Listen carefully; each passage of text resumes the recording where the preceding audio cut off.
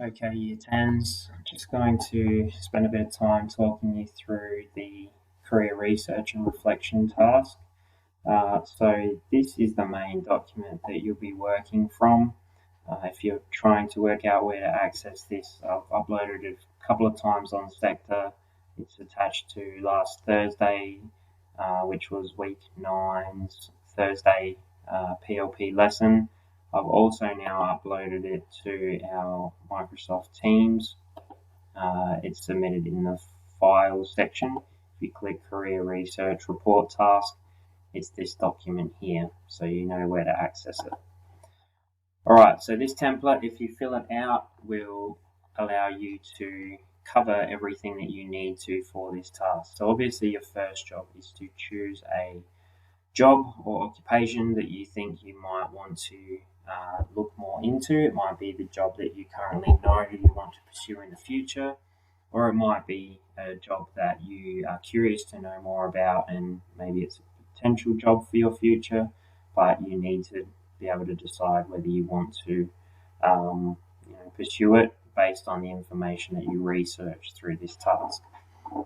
So I wouldn't worry too much about the list of appendices just yet. That will come later. I also wouldn't stress too much about your introduction. I would start by going straight into conducting your research. So type the career name here. So for this example, obviously I'm a secondary school teacher, so I've gathered a bunch of resources about secondary school teaching that I'm going to show you how you can go through this. So first website, obviously, that's really useful is the My Future website. All I did was log on. I went to occupations. I typed in secondary school teacher, and this page was the first that came up. Now there's a range of videos here that I could use. Some of these could be considered, somewhat close to primary source because it is information directly from people who work in this industry.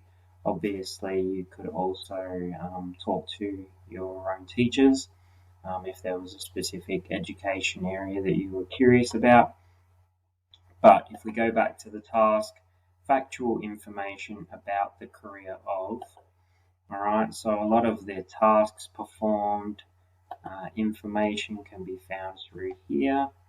I also have the Job Outlook site open as well, so there's more information about tasks there that you can take information from and put it into your document, particularly in the factual information about the career of.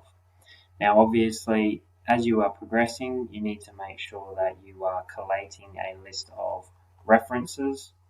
All right, so if we go down, factual information about the career. All right, what sector or industry does the career belong to? It's the education industry. Statistics of how many people work in this job or career.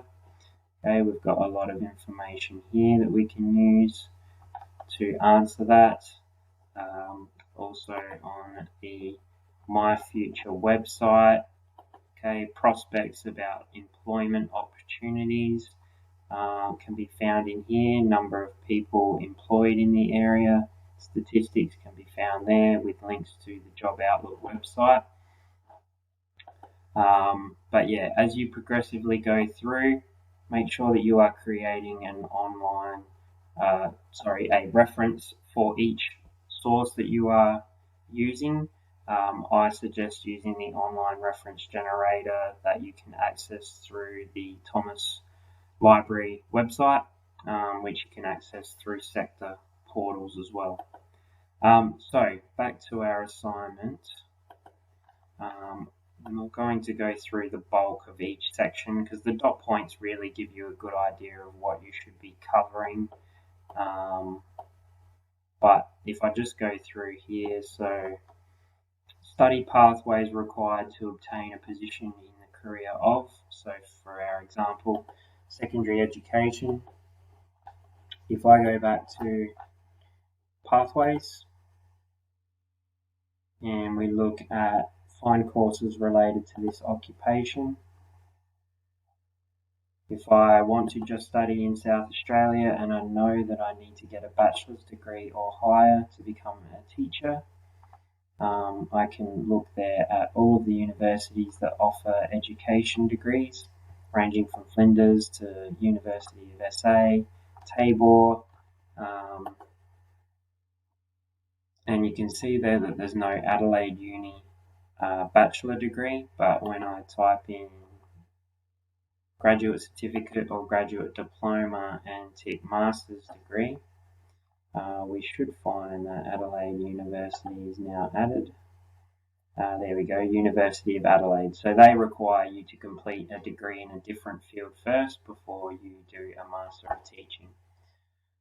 Alright, so that's a useful way to look through and find what courses are available. If I did want to look at one specifically, let's just say that I wanted to look at Master of Teaching, Secondary Health and Physical Education. I can click on that, get some further information through here, or I can just go to the University of SA's website, type in unisa.edu.au,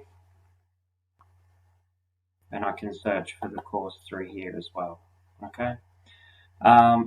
Right, so that's how you can get information about the pathways.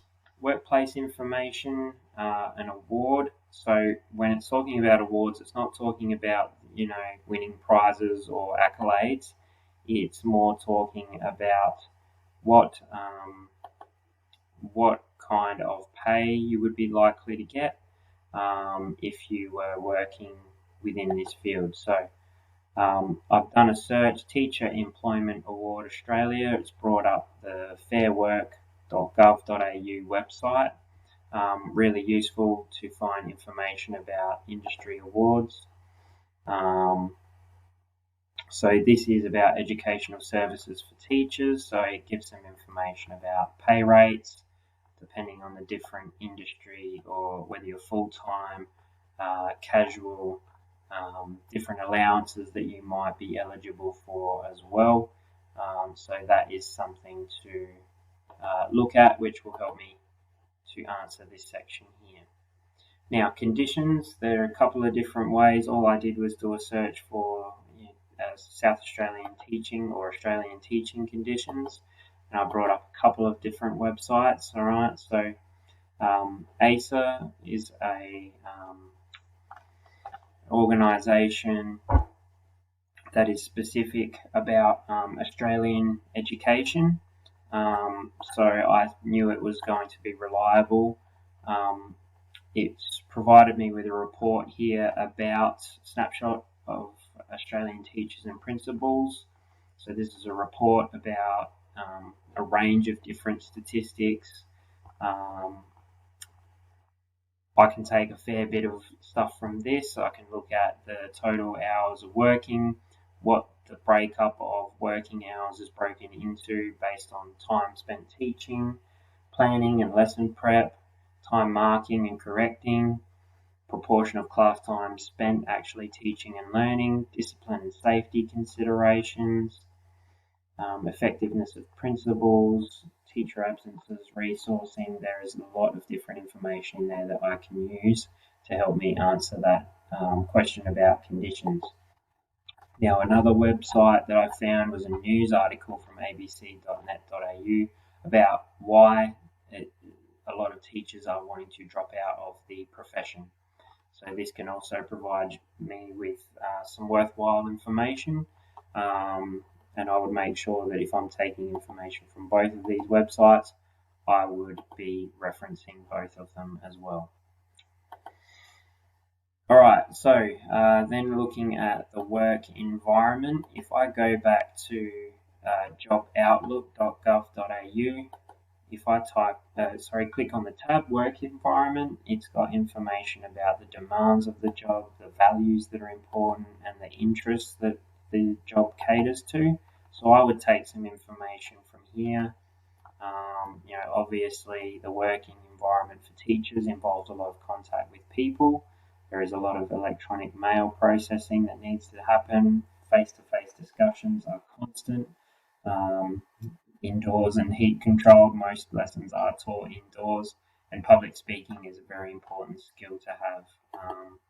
Values, relationships, achievement, working conditions. So you can have a look at whether your own values match up with the type of values that are important within the different jobs. And then interests as well, to have a look at through there. So that will help you with your work environment tab. The next one, all right, working environment. So this was a website looking at occupational health and safety. It essentially is the same as occupational health, safety, and welfare.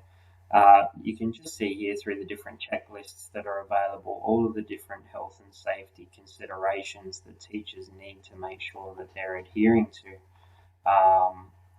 when they are planning and implementing all of their activities. Accidents do happen, but there are a lot of training that needs to go through with teachers and with schools to make sure that processes are in place to ensure the safety of not just the teachers, but obviously the students and everyone involved as well. So that's just one website that would provide some information on occupational health, safety, and welfare, which is what that stands for. Management structure. Each school has a different management structure. I didn't find one that was specific to Gleeson or any particular school that I've worked at before. But what I did look up was high school staff structure, just to find some different models. Images tend to represent the structure quite well within here. So I could click on a few different ones and see what kind of structure is involved here. This has principal, vice principal, operations manager, departments, different industry learning areas. Bit different to how we have things structured here at Gleeson.